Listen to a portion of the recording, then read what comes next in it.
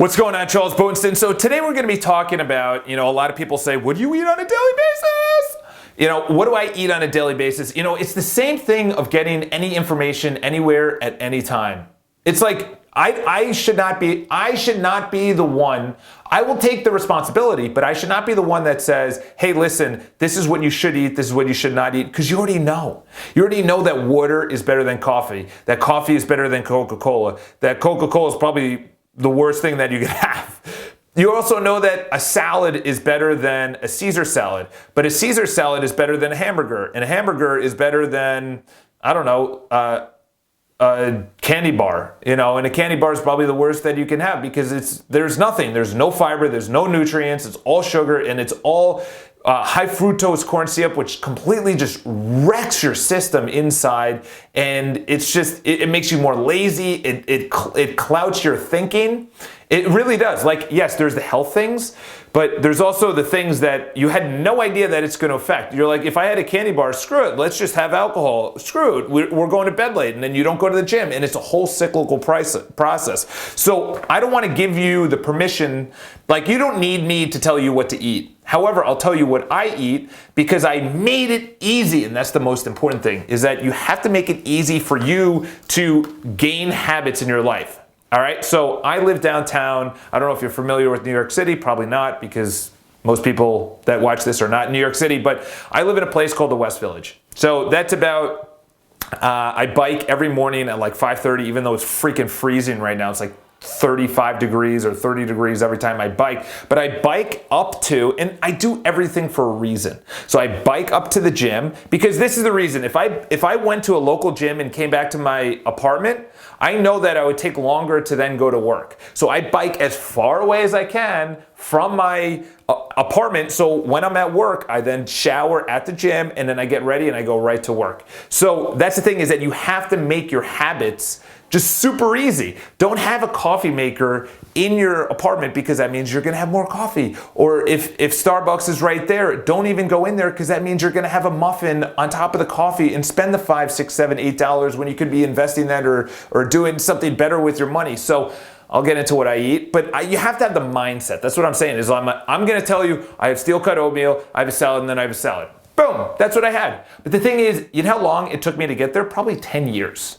To actually get to that point where I consciously make decisions on what to eat, but I noticed that you can't always consciously make decisions, but if you put yourself in the opportunity to make that decision by just going to a salad place, you're probably gonna have a salad. But if you go to a supermarket, you're also gonna pass by the cereal aisle, you're also gonna be passing by fruits and vegetables, but you're also gonna, there's frozen pizza, there's ice cream, there's whatever else. To be honest, I don't cook any food because I've done the value and the cost, and I've gotten to a place where I don't really, but that's all your decision. So I go to the gym, and I'll have a whole morning routine. Go to the gym, then go right into this place called Fika, which is F-I-K-A. I think it's Fika, whatever the heck it is.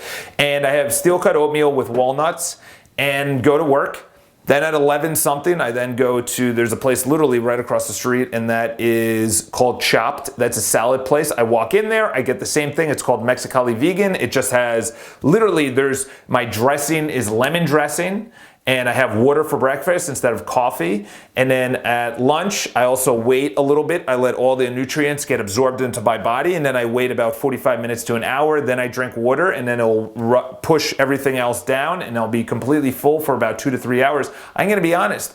I'm a very energetic guy. I need a lot of fuel. I also go to the gym in the morning, so my body's just craving carbs and sugar and things to give me energy. But my body's now used to what I've eaten. The thing is, when you go from a very high carb, high sugar diet to what I'm talking about right now, your body's gonna be hurting. You're gonna be crying by day 3. You're gonna be, give me that pizza, give me that candy bar, give me that croissant, give me that donut, give me that food that I've been craving, that habit. Your mind is so powerful. So by 11:30, I have my salad. So it's just, the only thing within the salad that's like a little bit questionable, they break up little tortilla chips and they put it in there. But to be honest, I'm willing to do that. The thing is, a lot of people, they'll have the salad, but then they'll have awful dressing. They'll have Caesar dressing, or they'll have, something that's high in fat.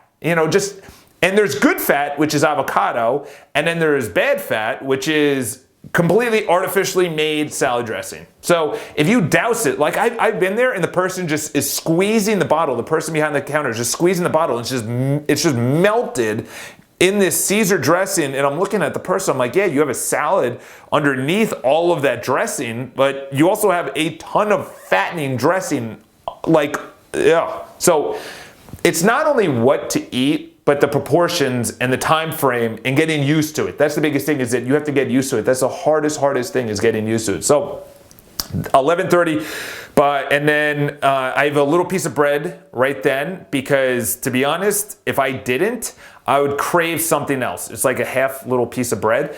And listen, that's like what I need to get through to the afternoon, because if I didn't have that piece of bread, the salad wouldn't do it. I'm talking on the phone, I'm very social, I'm running around, I'm drinking a lot of water, but I need that energy. I need that something, and I just rip right through that. Like that, if I sat at a desk and I just ate bread or Subway or whatever crappy food, then that's a little bit different, because I'm just stationary, I'm lethargic. And then by 4:30, I have another salad, because like I said, I literally, in my apartment, I have no way to make food. I don't make food because the cleanup, the going to the store and everything else, it just doesn't make sense for my life right now. Maybe in the future, but definitely not right now. So I then have another salad. Otherwise, there's really nothing around me that's healthy enough. So I try and get that at 4:30, get the salad, and then I'm pretty good to go. Listen, it's all about zig and zag. I don't think I actually have it on the upcoming, I'll talk about it now, which is, you have to, zig and zag, I think I've already talked about it, but you have, Tony Robbins talks about it, you zig and you zag through your day. You know, you'll have oatmeal, and then you have salad, and then you have salad, and then you just go throughout your day. That's called zigging towards good things. When you zag is when you have alcohol and pizza and all this other crappy things. He said, don't have a zag day. In other words, don't have a bad day, have a bad meal. Have a zag meal. That's the thing, is that you have to limit, not to a day, but to a meal. A lot of people, they wake up and then they have a bagel and coffee, and in the afternoon they have pizza, and then at night they're like, fuck it, I already had crappy food, let's just go even deeper. And then they'll get pasta and deep fried chicken cutlet with tons of sauce and cheese and everything else, and glass of wine and glass of wine. And you had a zag day.